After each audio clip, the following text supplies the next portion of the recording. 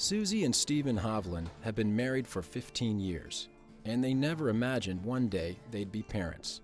That's because Susie has epilepsy and has been on anti-epileptic medications since she was 16 years old.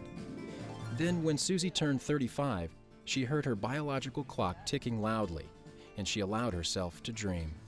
She says she never considered getting pregnant before because of all the myths about pregnancy and epilepsy, as well as her own fears.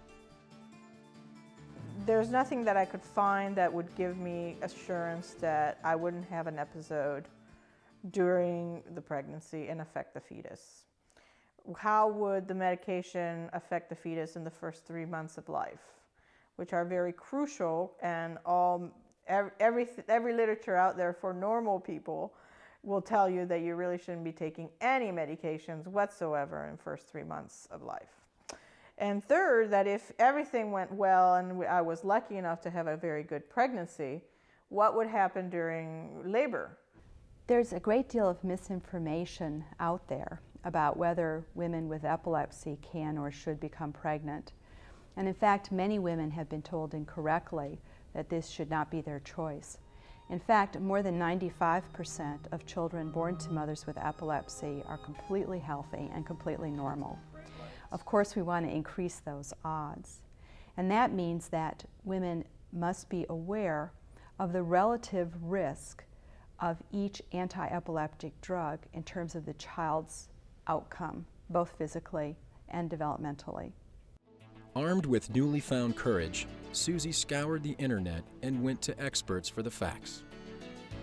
She found a medication that worked well for her, in that her seizures have been controlled and she feels well on the medication. But when it came time to become pregnant, of course she wanted to know, is this the best medication for me?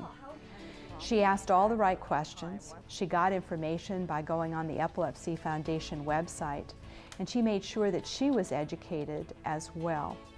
In discussions with her physician, it was decided that this medication was okay to use during pregnancy in terms of its safety profile as far as her baby was concerned, and that also there was every expectation that she would continue to have good seizure control through pregnancy. Just hop on the table here.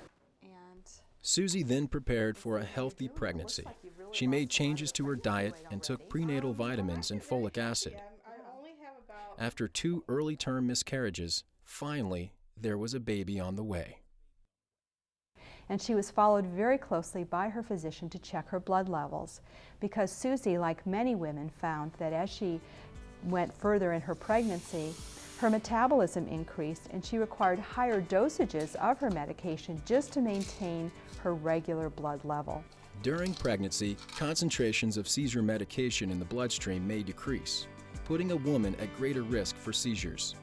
It is important to minimize seizures during pregnancy because they can harm the fetus. Around the time of delivery, Susie's physicians watched closely for breakthrough seizures and made sure accommodations were put in place should a seizure happen. Susie remained seizure-free and delivered a healthy baby boy.